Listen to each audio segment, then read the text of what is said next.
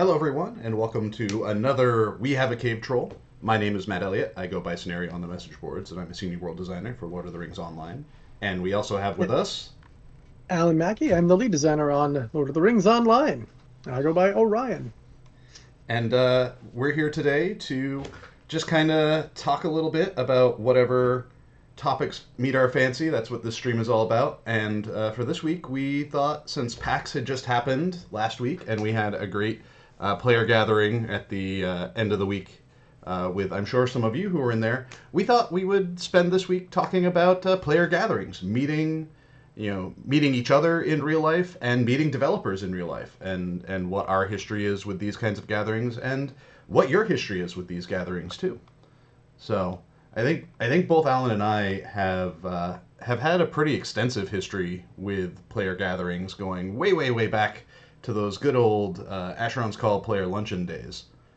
Yeah, Um, I used to MC them. I mean, way back when we'd get in the Wayback Machine after I think I started MCing the second one. oh, The that was third, it was before, the second one, I think. and that was Yeah, before you you weren't were even at there. Turbine too, right? You were. Well, I had attended the first one, but I think it was the second one that I was technically the OCR on the project at that point. So Right. I was dealing with uh, I mean, that was a really weird situation, right? With the whole fact that Microsoft was still kind of running everything, but I handled the zone and IGN. Was it IGN? No, it wasn't IGN. It was another website that we used, uh, but I handled And most of that I stuff think by it that was point. mostly just the MS Zone, right? That's what it was. Yeah, it was MS Zone was the big one, but there was also a fan site that was out there that we had a presence on. Oh, Crossroads. I think that's what it was, Mm. right?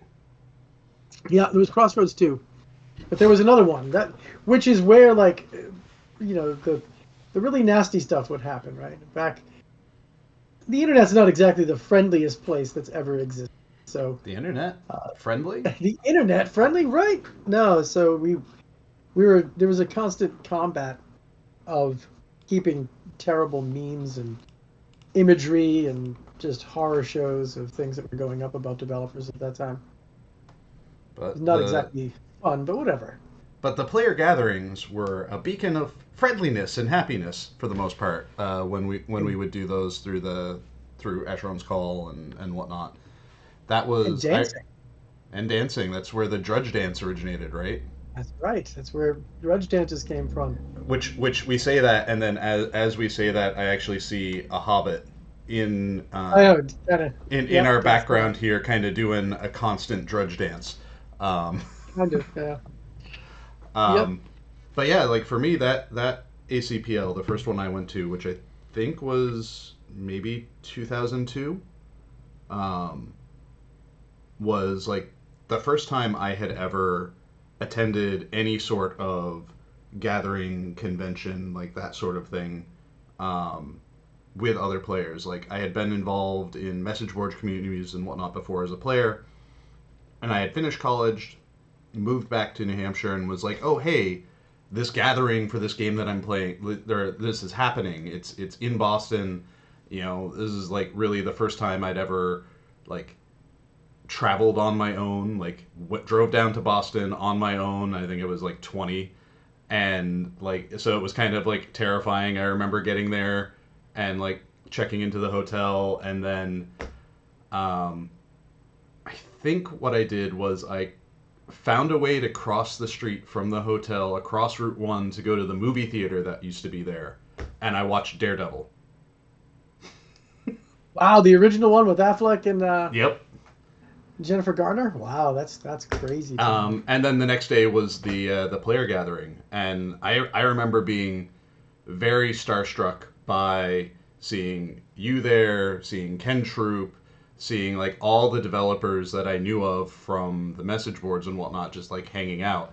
I had brought my portfolio and was like, I'm gonna show them like all of the Asheron's Call fan art that I did, and maybe they'll immediately give me a job on the spot.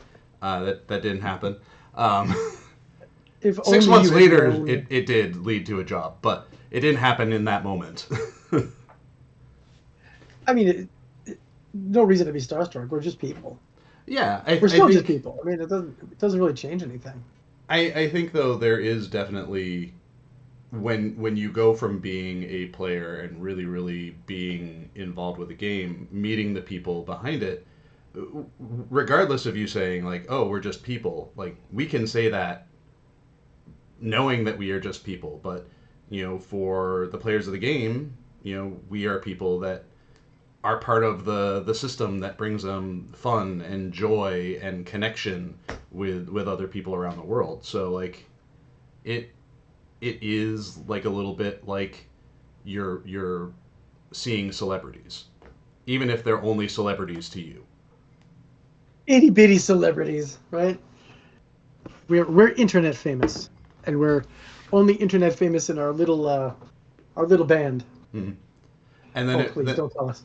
Do not call us godlike creators. We are not.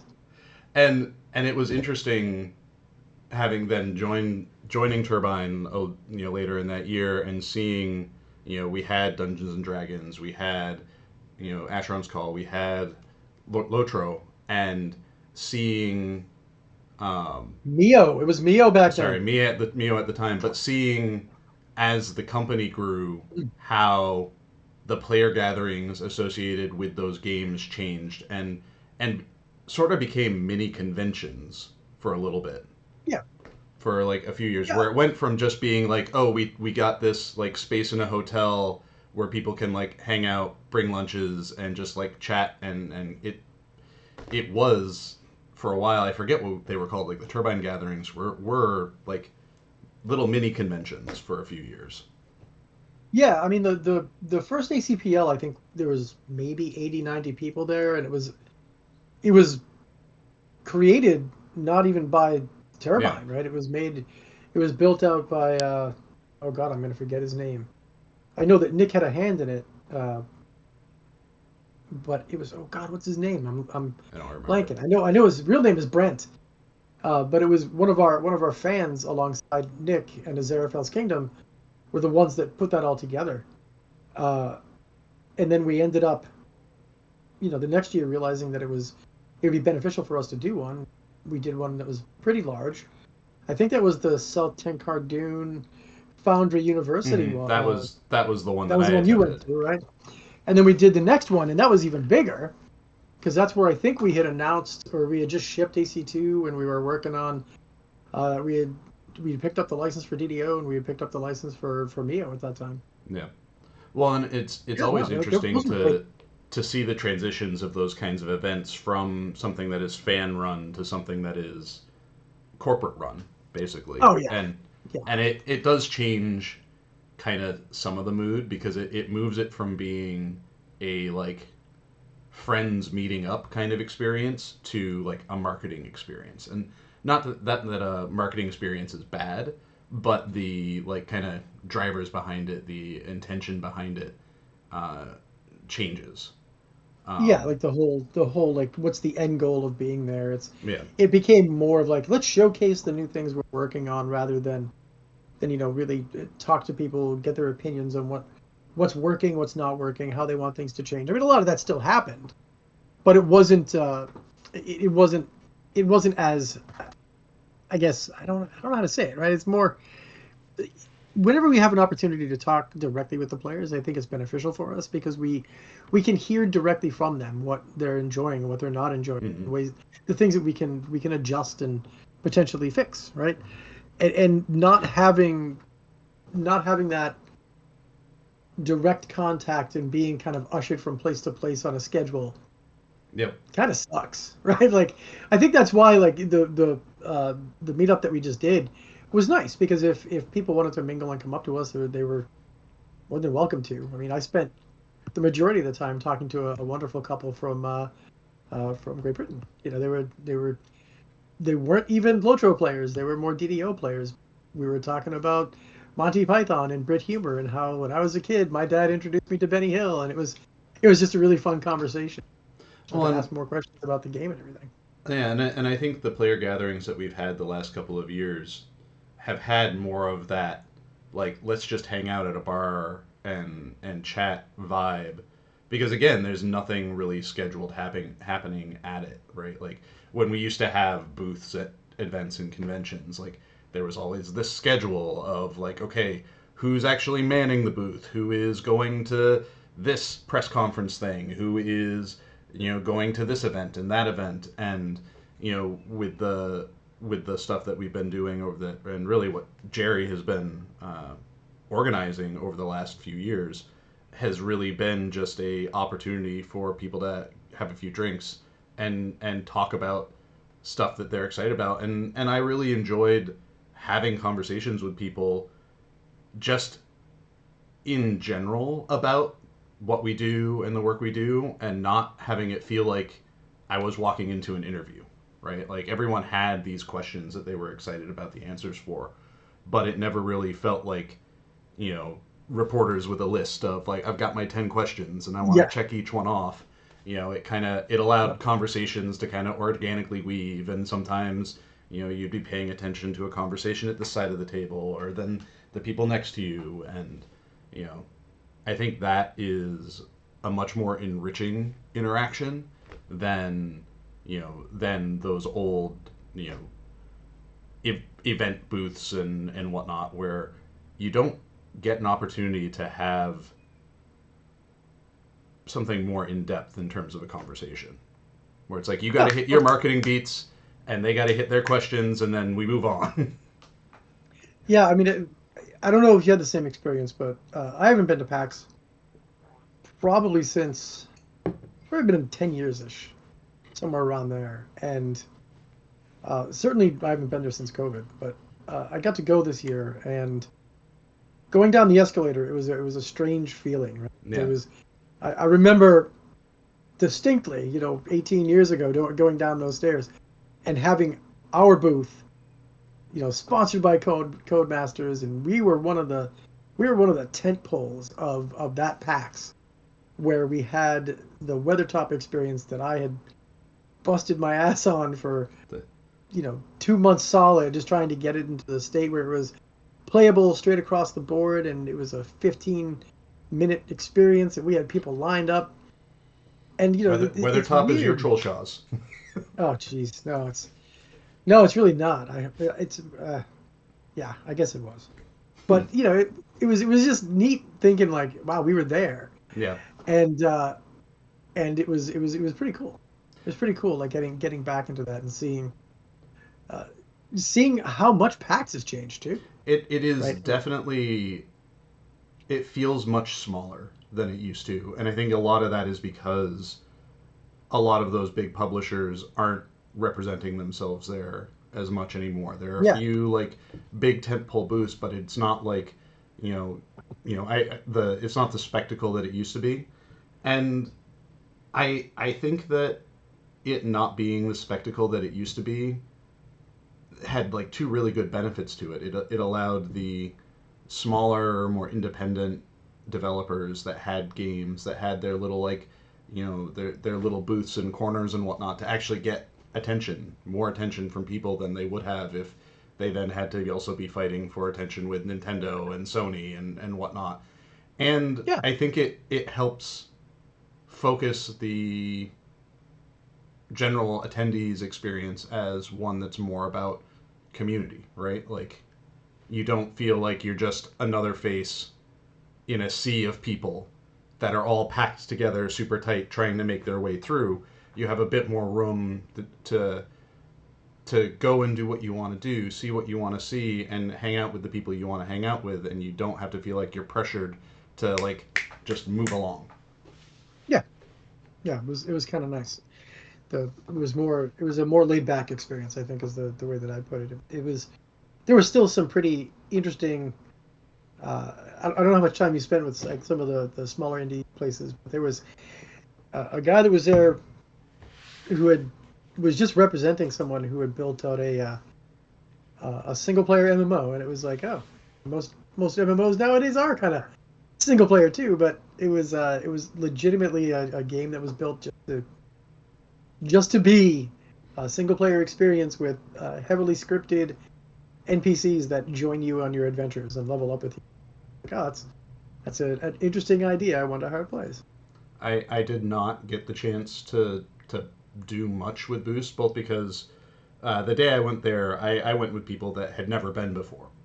So we went on Thursday, and it was, I because they had never been before, I was really anxious about introducing them to it because I know it can be overwhelming. Like I've brought, there was one year where like I took my wife and one of my best friends brought his wife, both of whom had never been before, and this is back when it was pre-COVID, and so PAX was also just bigger. I think when COVID hit, that shrunk Yeah, everything scaled a little everything bit. back. But like they went in, and then they were both just like, never again, never again. Too much going on. So like I was a little anxious about bringing people that had never been before, but I think a combination of going on Thursday, which is a later, smaller day, and just like having it be smaller and having it be not as packed like really gave them an opportunity to like soak it in and see things that they were interested in and be able to engage with those things and also just like be kind of interested and excited about the little pods of communities that we'd walk by as it's like, oh, here's this group of cosplayers that like 20 of them that all like this is their big hangout for the year and they're kind of treating it like a party, or walking by the console free play spaces and like getting excited about not just like playing the games but like seeing what other games people are playing. Yeah, um so I think like I don't know how Friday and Saturday were. I know those are usually busier days, but I feel like having it be smaller does help it be more friendly for people that might be like gaming adjacent and want to like dip their toes into a gathering like that and not feel as overwhelmed and stressed out about it as it was so very easy to be in the like first few years of the event. yeah. But I think what kind of struck me this year was the fact that the board game, and apparently this has been kind of the trend. The board games card flopping portion of the event was probably more than half of the overall Mm-hmm. floor, and so there was a lot of board games. There was a lot of Magic and Star Wars and all sorts of other games that were being played. It was I was kind of impressed by how much that aspect has grown because I mean I've been playing Magic since it was invented, so it's not like I know nothing about it.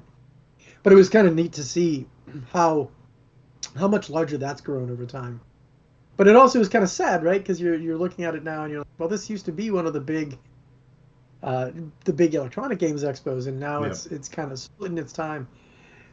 So I have a question for you about these events. So one of the things that I mean we've been doing this long enough now that it's very different for us, but I remember when we were newer to this, uh, that interaction with players and what they try to apply out of you, and the ways they try to apply things it used to be kind of a not I want to say an issue, but it used to be kind of like a difficulty that we'd have to deal with. I don't think it's really changed all that much. I just think we've gotten better at being able to deal with the questions and the demands. But I'm curious what your take. I think over the years I have become much more capable of establishing boundaries. It's something like when I stream, I always make sure at the start of my stream, I'm like, these are the things I will talk about, these are the things I won't talk about. And I think I, that skill set is something that I've been able to transfer over into real life a little bit more effectively, especially like having had my break from being in gaming and, working in project management. It required a greater emphasis on, you know, clear rule setting and boundaries and whatnot. And Yeah, I think that was really helpful for that. And I also think, I've over the last 3 years now through streaming have worked to kind of establish a conversational tone in how I interact with players, whether it's on the message boards or in streams or in person. And at least those players that are aware of who I am have been really respectful of like kind of meeting me at that same level of tone, at least in person. yeah, no, that makes sense. That definitely Yeah. makes sense. There are always the people that are like, hey, so like when's Rivendell Housing gonna come out? When Yeah, yeah. When are we when is this getting going? Bjorning lodges? Yeah. And those kinds of things where it's just like love to do it or like wait for an official announcement. But I think and I think too like we and speaking for myself anyways, I shouldn't say we, but speaking for myself, like I'm better at both talking in generalities and being able to adapt when a question that's either outside of my purview or something that I can't answer, like being adapt around that without feeling like I'm getting caught off guard by what was asked. Yeah, it's probably a little different for us, right? Because not for nothing, but I think I have a little bit more the strategic information of what's going on just because of the in our position.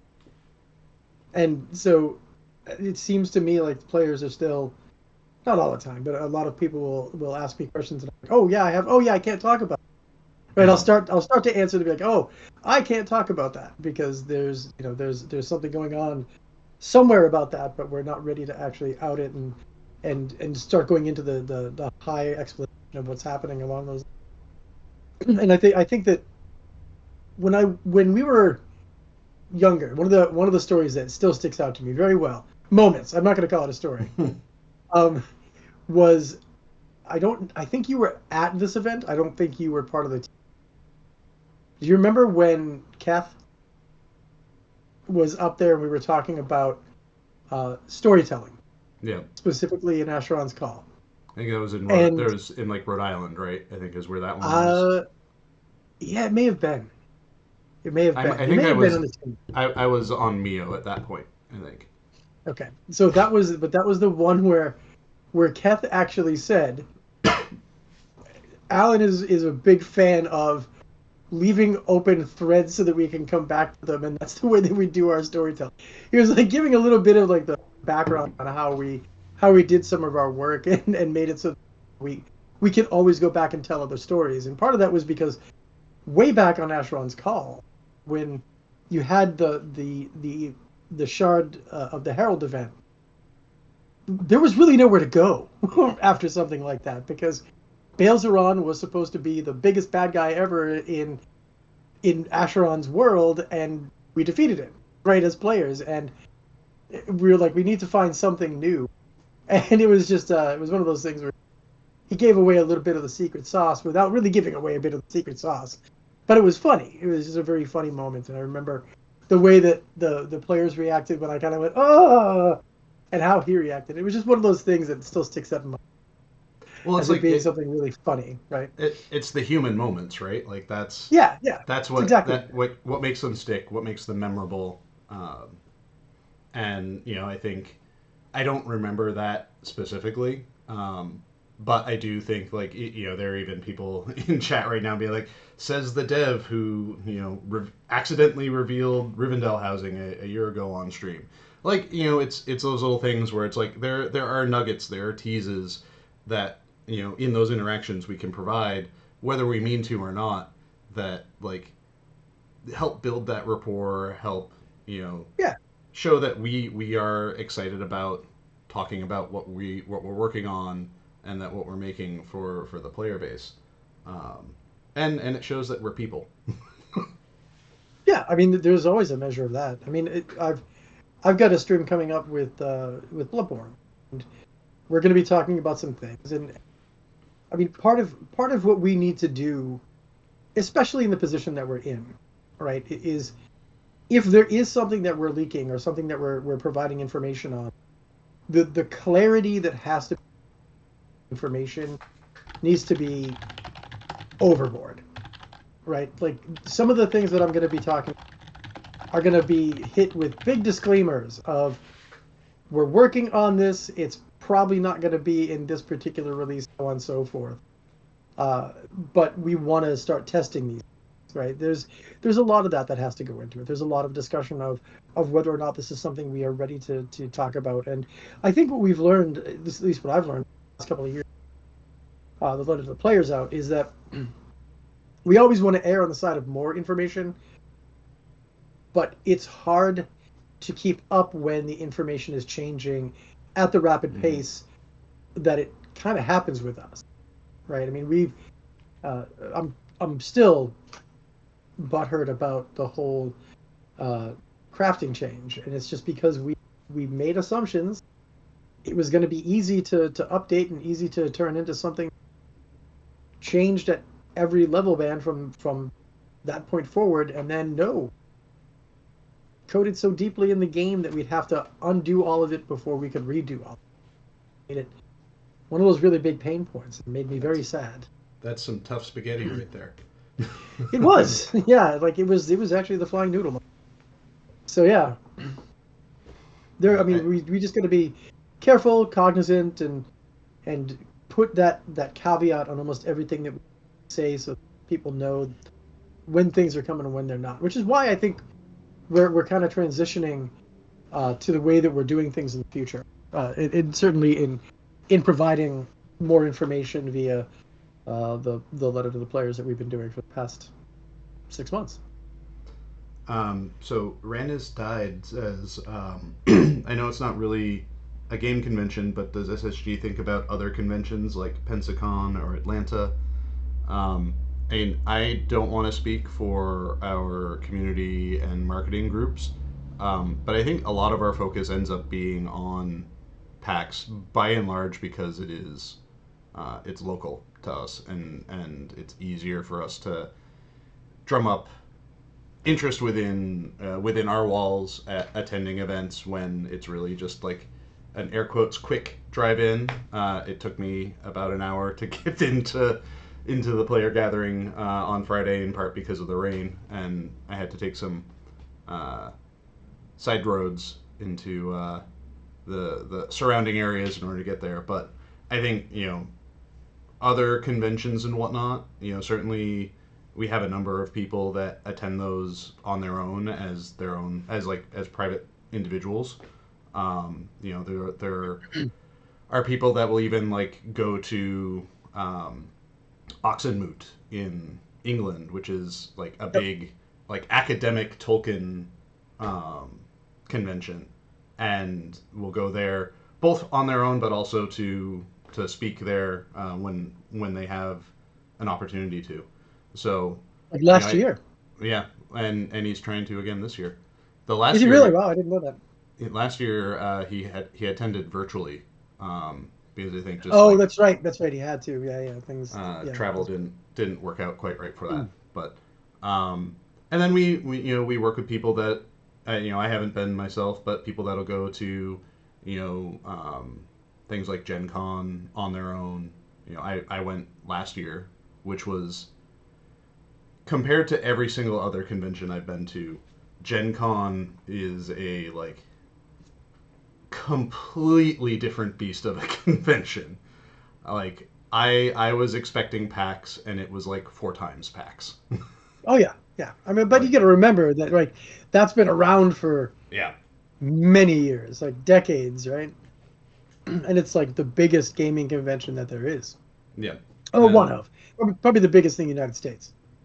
there are people that will go to developer conferences and whatnot as well for their Yeah, a own lot of people go to both GBC. education and socialization opportunities too. Like they see that as a great chance to meet up with people that they've previously worked with, and that's like a good gathering point for them.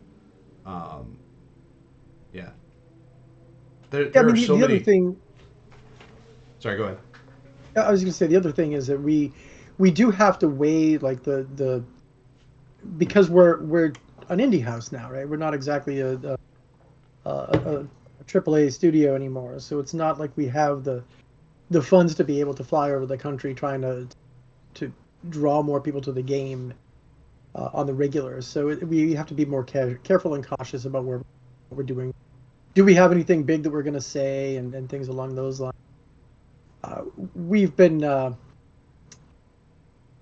mean, you and I have certainly been a little more aggressive in trying to get to different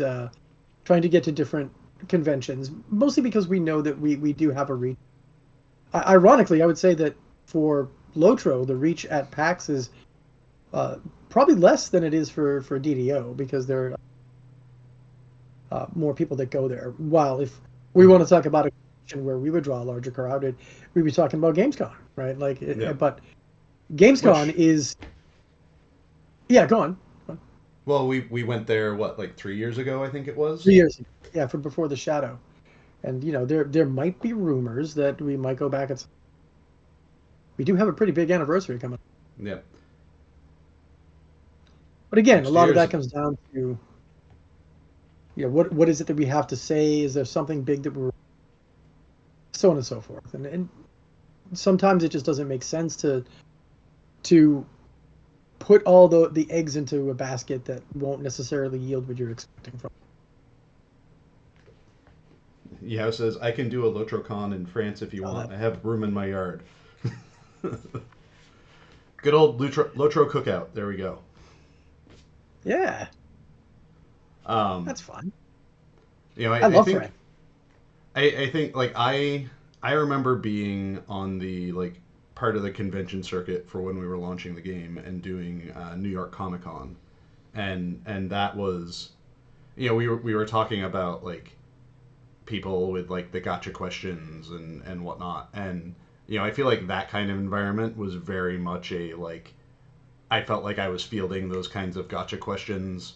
Like I remember one person that came up, and some I forget what outlet it was, but some a reporter had come up and was like checking out Lotro, and then he started asking me questions, and he's like, "So Turbine's motto is excellence without ego. What does that mean?" And in my head, I'm like, this is the first time I've ever heard this excellence without ego Yeah, motto. What that is was never our what is he motto. talking about? It was always powered by our fans. I don't remember it ever being excellent without ego. So it's like that was, again, it goes back to the just like I was just completely caught off guard with that question because it wasn't something that our marketing people had been like, hey, here are the questions that people might ask. It was like out of left field, something I think I had a whole like 4 years in the industry, was just there to like basically moderate people's time on the client. Like I wasn't really there to answer any questions or anything. It was Yeah, just like, I built Arid Lewin, go me. I'm here to do this. And like there were, I think, three of us as went. It was like me, Chris yeah, Pearson, and we had like a marketing person. Um, and so it was just the three of us, like cycling through everything that whole weekend, just running the kiosks and making sure things were rebooted when they needed to be rebooted and all of that. Uh, but we did get to see a lot of stormtroopers because they were all just like right there doing formations right next to us, so that was kind of fun. awkward, awkward. Well, I remember too, like the hotel accommodations for it. Like we got our info on it, and like the hotel had said like my room has a view of the river, and it was like not. It was a I'm in this little like alleyway, and I have to like lean as close to the window as I can get in order to see the river from here. So yeah, it was an interesting convention experience. We'll put it that way. So Lyron 1986 just asked a question about being an indie company. Now, what do you now that you're an indie company? What do you actively do to promote Lotro now that you don't have a AAA game budget for attending the conventions? We Well, do stuff I'm like going to be. this. We do this and we do more online stuff. But to be honest, it's not really.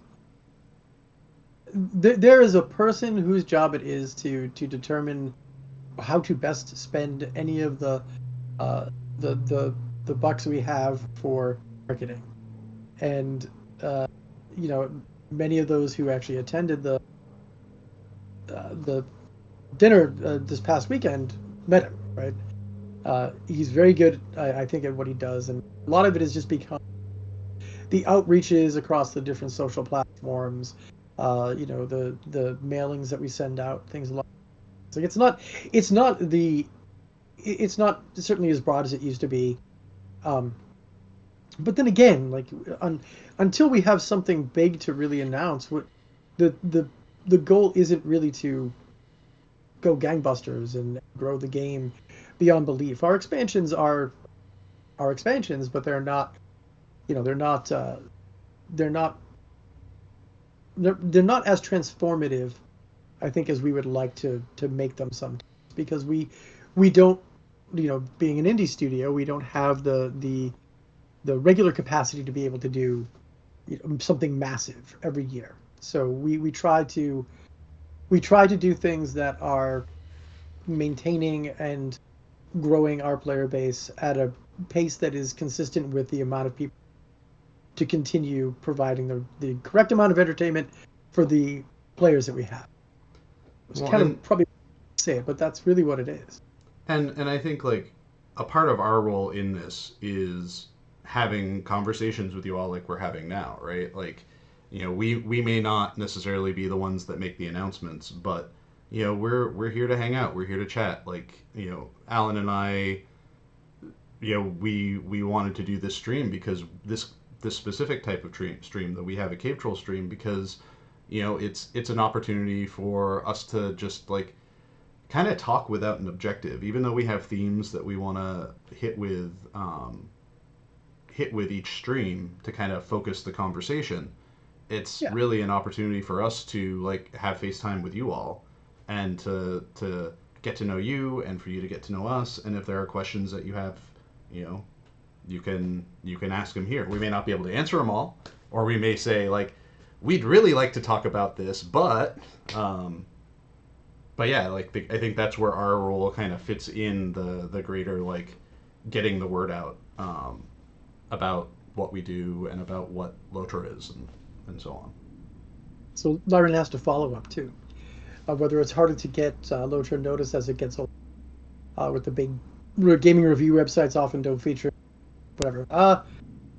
I'm gonna be really honest with you. No. Typically anything we say gets picked up because of the way that a lot of the major, uh, specifically the MMO websites.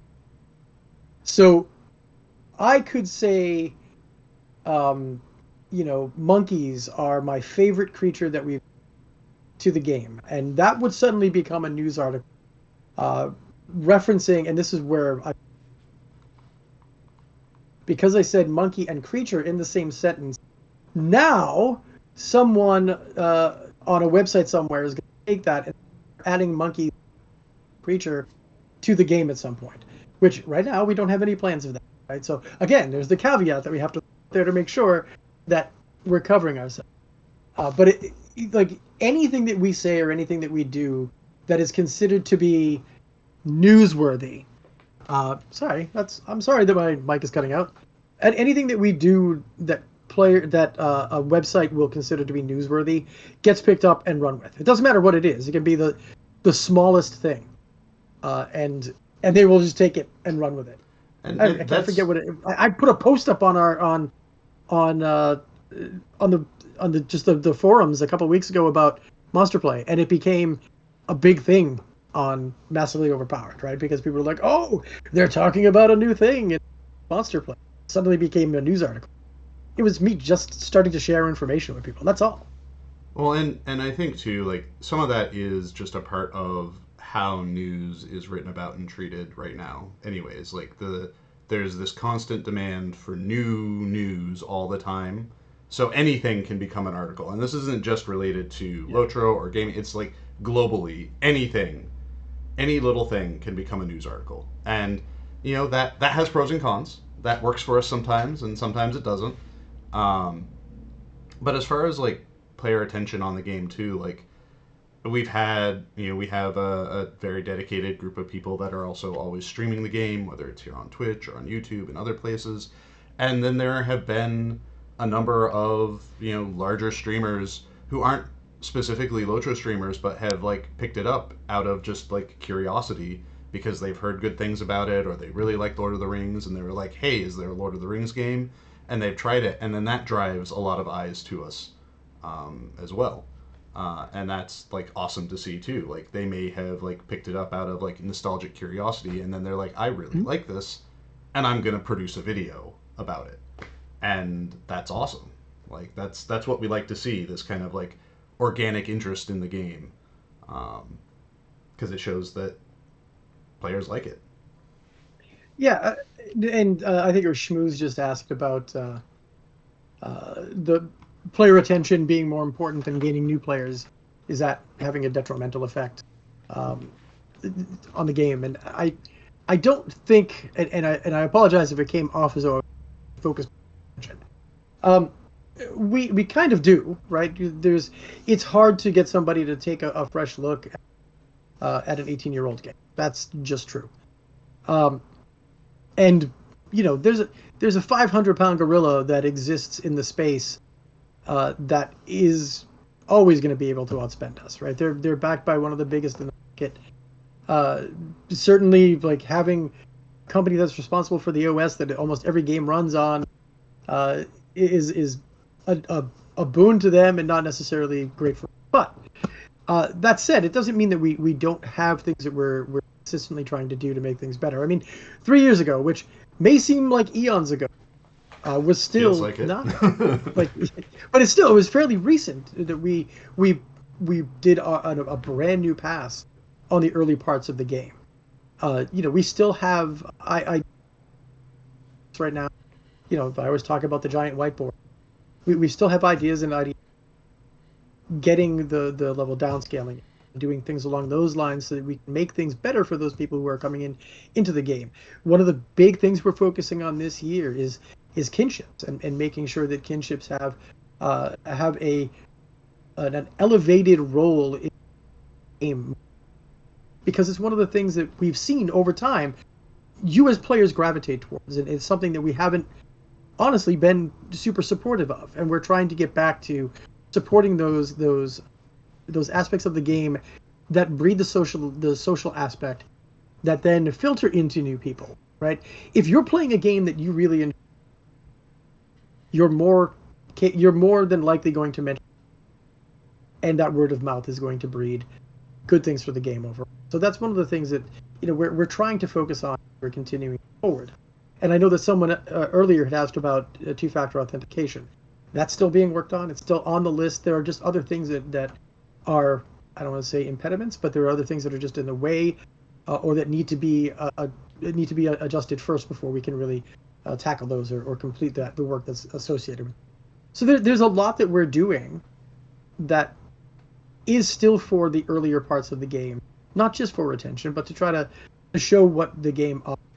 I mean, if there's a double-edged sword there, because we've got 18 years of content, and 18 years of content with 150, soon to be 160 levels that you can, move through. If I'm a fresh player, I might look at that and just say, "Oh my God, am I ever going to get up?" Right? And at the same time, and that was my voice dropping out on my mic. How at the other side of it is, wow, there's 160 levels for me to play through. This must be something amazing.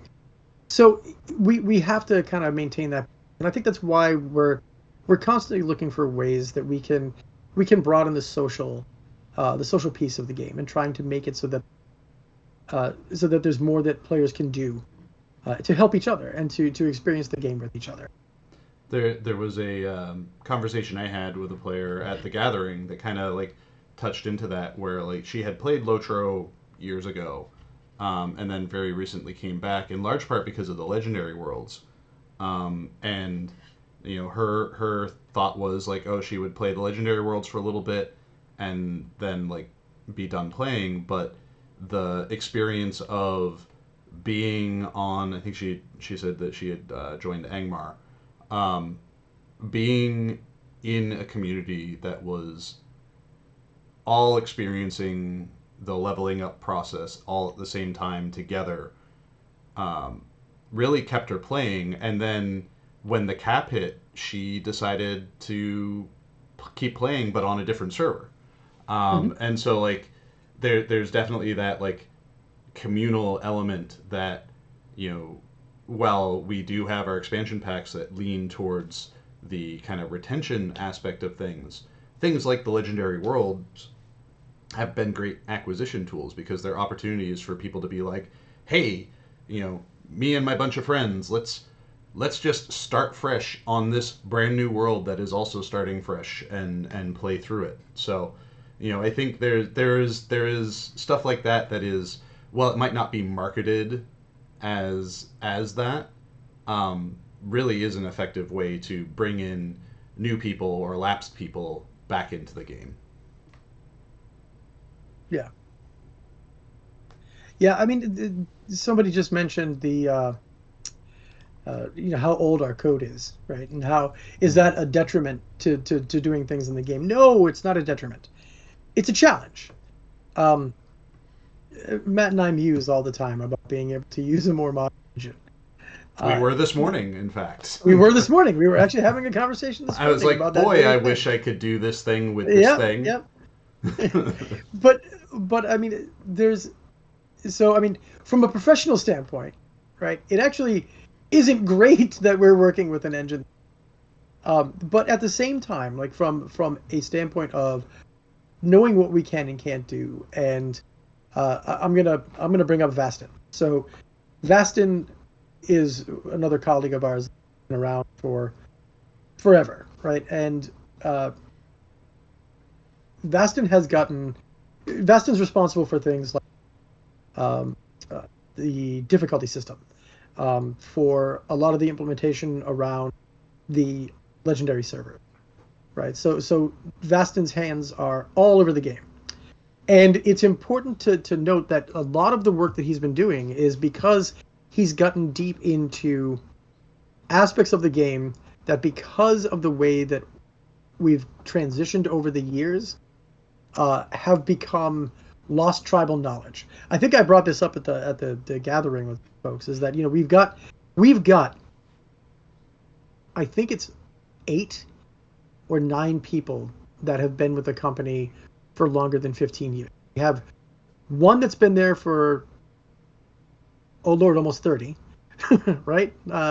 We've got one that's been Yep. there for over 20, but then there's a lot of us that are between like 14 and 16 years. I think, Counting turbine time and SSG counting time. turbine time and SSG time.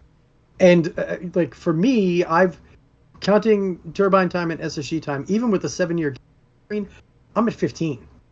So like I've been there for a fairly long. I know a lot of the tribal stuff. I've forgotten more of the tribal. So it's weird. It's kind of like a little bit of archaeology. Dig Mm-hmm. into the code base, and we start seeing things that are there. And one of the adaptations that we're trying to make in Monster Plus specifically, Vastin took a look at and said, when was the decision on this made, and why does it function this way? And it was like the transition from the original Destiny points to commendations, and you know it's because we went free to play and we gutted a lot and transferred it over. So there's a lot of, I'm just going to call it archaeology because that's what it is. Mm-hmm.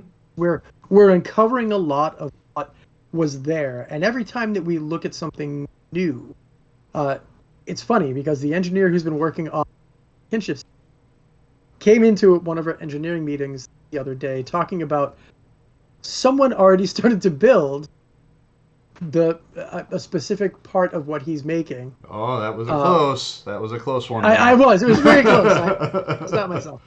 Uh, where he was talking about one of the things that he's building. It's like somebody already made the queries for this, and I needed to so I'm gonna have to rename my thing because this was originally built out, but nothing was ever put into it.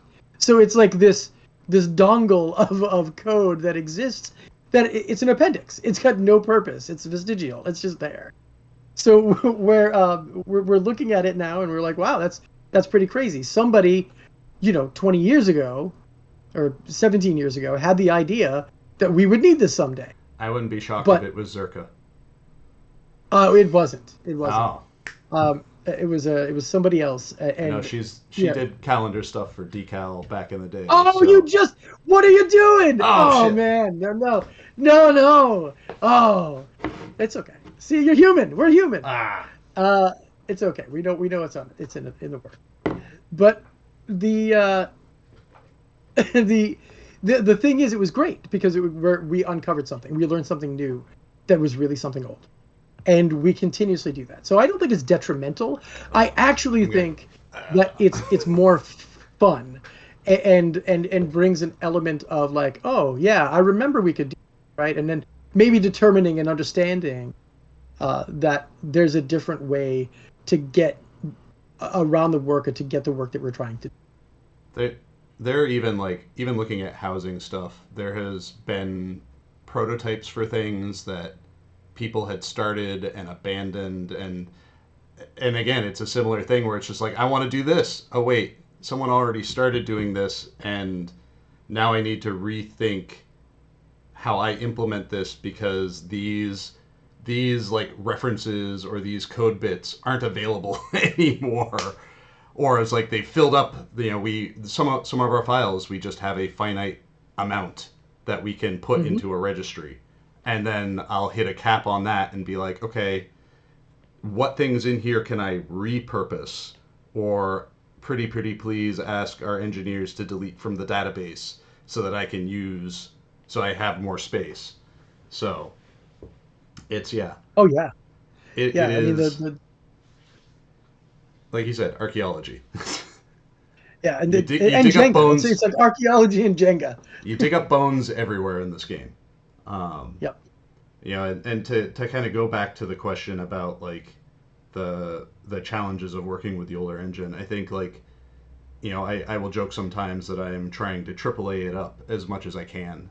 Um, and I think one of the core tenets of a lot of what we do is like restrictions breed creativity. And our restriction right now is we're working with a 20-year-old engine, and because we're working with that kind of forces us to think more carefully and thoughtfully about how we implement things because the engine Yeah, itself might just not be able to handle it.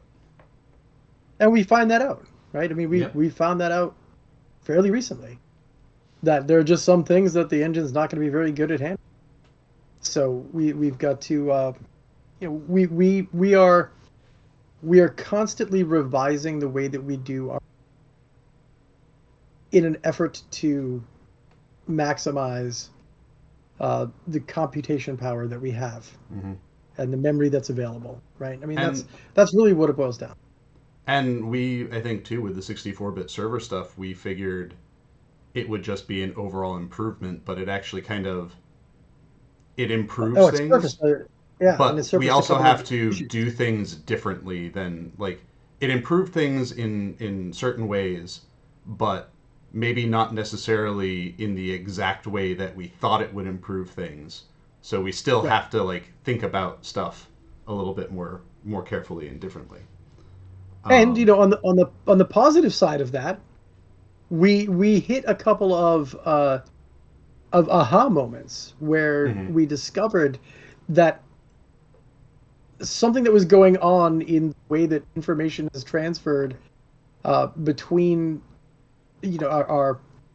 our main servers, our master server, and our game servers, there was just a weird disconnect. And the only reason we found that was because of the 64-bit upgrade. And you know, while there are still performance issues that we're ironing out and that we're fixing, when we identified this, there was a very clear upgrade to the way that the performance actually worked.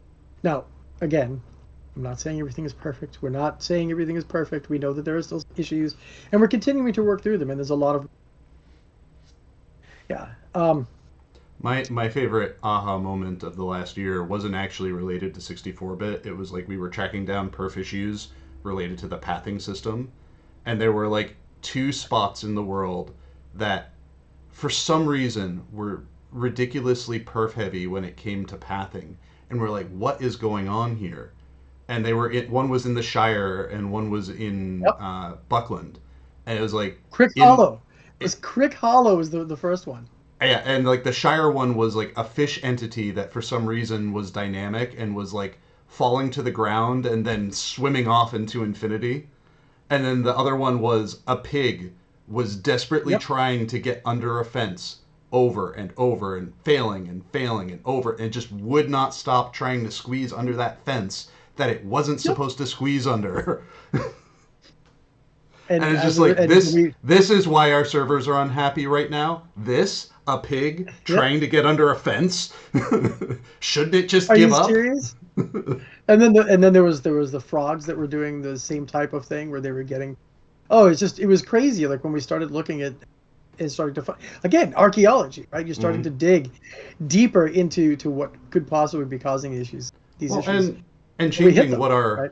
what our thoughts are on performance too, right? Like I Yeah, think yeah, for so much of the game, much of our attention on performance was related to frame rate, video, like that sort of thing. yep, And yep.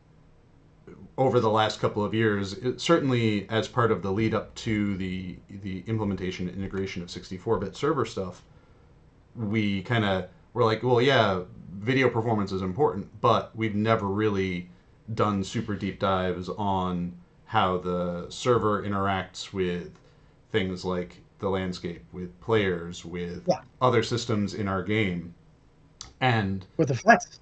and so that has had a lot of really awesome information being revealed from that. Some of that which we can act on pretty quickly, and some of it is like longer tail. We need to put in the work to untangle Yeah, the it's gonna spaghetti take the time. monster.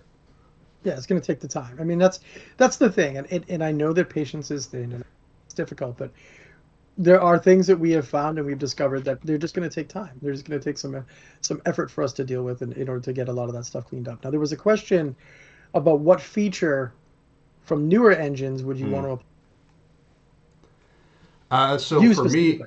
me as a world builder, like I have spent most of my time since I came back to working on the project in my SSG tenure of it, trying to find ways to improve the quality of our landscape terrains and whatnot. And having worked in Unreal Engine and other engines, one of the things that I really like are splat maps, which are these like basically big masks that indicate what kind of texture should go there. And I have a whole, system in mind for how we could do something like that to help speed up our terrain painting efforts.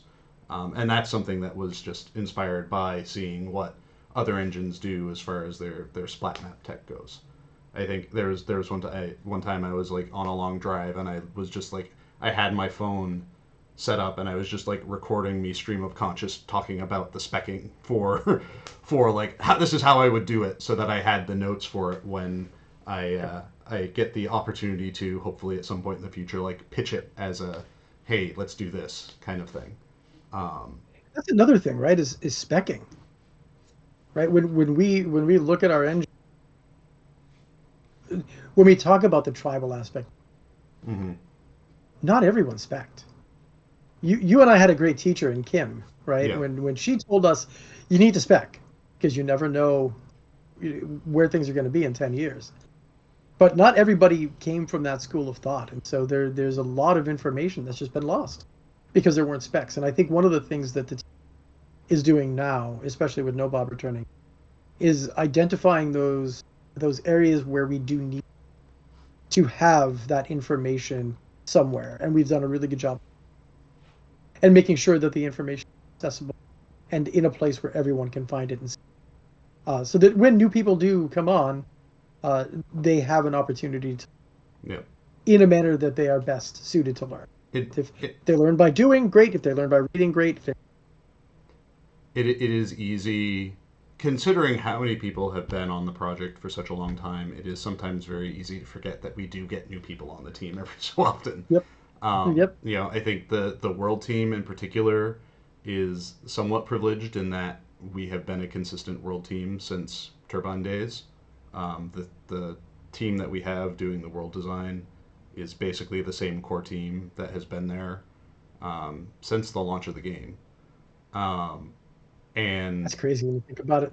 and we don't often add new members to the team, or or there isn't often a request from outside of our team for cross training and documentation. So it's Yeah, easy for us to like do what we do and just forget to spec. But like I know there are a couple of things that I've done over the last couple of years in terms of improving our world design workflow that I definitely need to like sit down and actually write down, so that other members of our I mean, team well, itself can like do it. when you think about it, one of the other things that we've been trying to do for the past few years is trying to get people to be uh, more capable of crossing those lines, right? I mean, when we think about how many of us know how to do the world building Mm-hmm. and the systems and the content and anything else that might be involved in, you there's almost nobody that does all of that, right? But then Yeah. somebody that gets three and has three, I think there's probably me and No Bob that have built landscape and dungeons. But I do systems. No Bob doesn't necessarily do systems. Uh, I do content. No Bob does content, and then Vastin does two of the three. You do almost three of the three, right? Mostly you're the If two of the three. if It's I it's get it's like we have that, right? if I get the things that I wanted to build built this summer, then I think I could say I'd hit three. But Yeah. I won't say I'd And hit the three more the until more of I've us that get shipped there, the it. better. Yeah. But the more of us that get there, the better for the overall game. Be capable of Yeah. be capable of stepping in wherever necessary. Well, We are I at time. remember in Asheron's call, like we were all cross Oh, we did trained all the everything. time. So Yeah. it's a different, bigger, more complex beast with Lotro, but you know There was only we one position on Asheron's call that was handled by only one person, and that was the data integration. mhm, Because the way that we handled files in AC was, oh boy, it was oh fun. boy. Special Yeah, sauce right no, there. very special sauce, very specialized individual. All right, well, everyone, we are past the 3 p.m. point, so hope you all enjoyed hanging out, talking with us first about player gatherings and whatnot, and then the various directions that we rambled thereafter. So I hope Oh, you we all had did. fun. Uh, and those of you that attended the player gathering last weekend, I hope you had fun there as well. We, I think, all had fun despite the rain. It was great to see a little Yeah, piece of Lotro history show up at that as well, which I forgot to mention, but it was really great to see that. Um, so yeah, any last words, Alan? no, just thank you again. Look forward to the next one. All right. Well, thank you, everyone, and I don't know what's going on for events in Lotro right now. If there's anything, I know we have a patch. Was today the patch? Today was the Today is the patch. patch. 40 So yeah, 44.1 went out today, and then we've got another patch next week to fix some other. awesome. All right. Well, thank you, everyone, and we'll see you in a couple weeks. Have a great one. Take care.